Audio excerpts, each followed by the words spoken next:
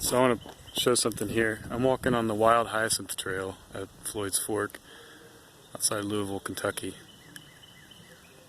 Now the trail is named after the wild hyacinth, or the camas, eastern camas, Camassia psiloides, which grows in profusion all along the trail. Now I'm going to point out how there's all these other amazing cultural plants that are all throughout this area. And so I'm going to show that this area is not the way it is because of nature's accident.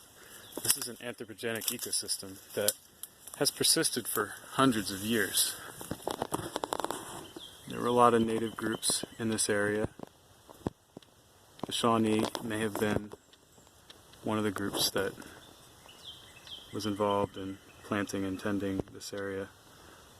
So there's a picture of the camas, and it's starting to go to seed now. It's all throughout the understory, and it's starting to grow up a bit in a thicket. But as I walk around here, so there's a bur oak coming up.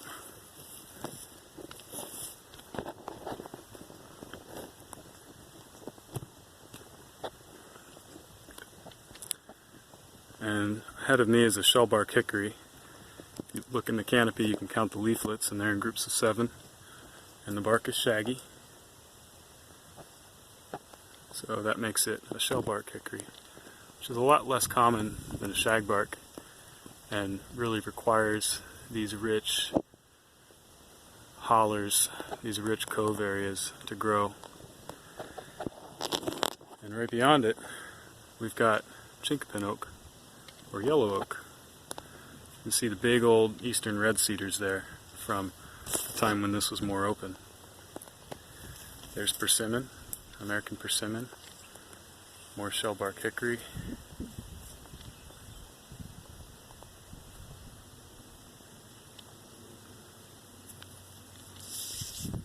There's another persimmon.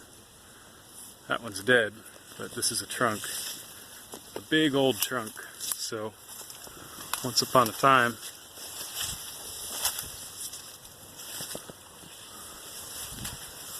and then we've got more shellbark hickory. Here's honey locust. You can see the thorns and the foliage on that. And there's another one. Notice how they're coming down from the hillsides here towards the creek. So we can imagine maybe once upon a time the actual bed of the creek was a little bit more open. There's a lot of this larkspur growing.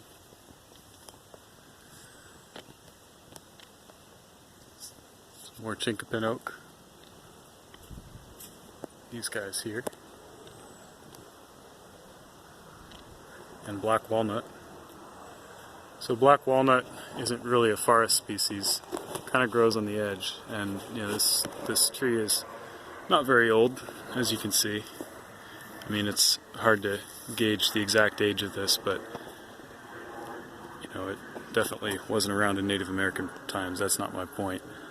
But my point is, if you see the assembly of species here, it paints a particular picture.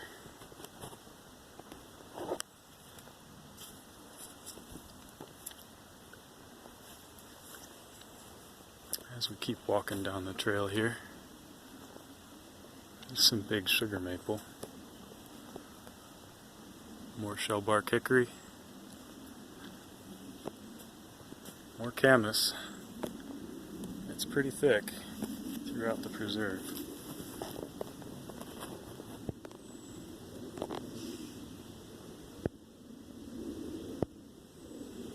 I could go on and on. There's a lot of things to show here. Yeah, there's another chinkapin oak coming up.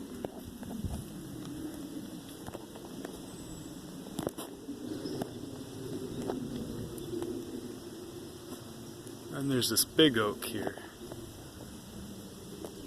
This one is I think it's a black oak.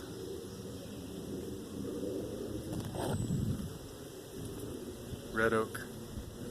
We're starting to get into an older forest area.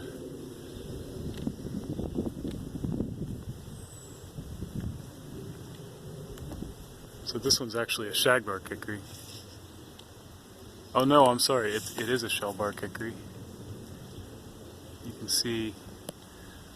Well, it's actually hard to tell. It's mostly leaflets and 5, but I did see one group that had 6 leaves in it. So, you know, sometimes these hickories will hybridize.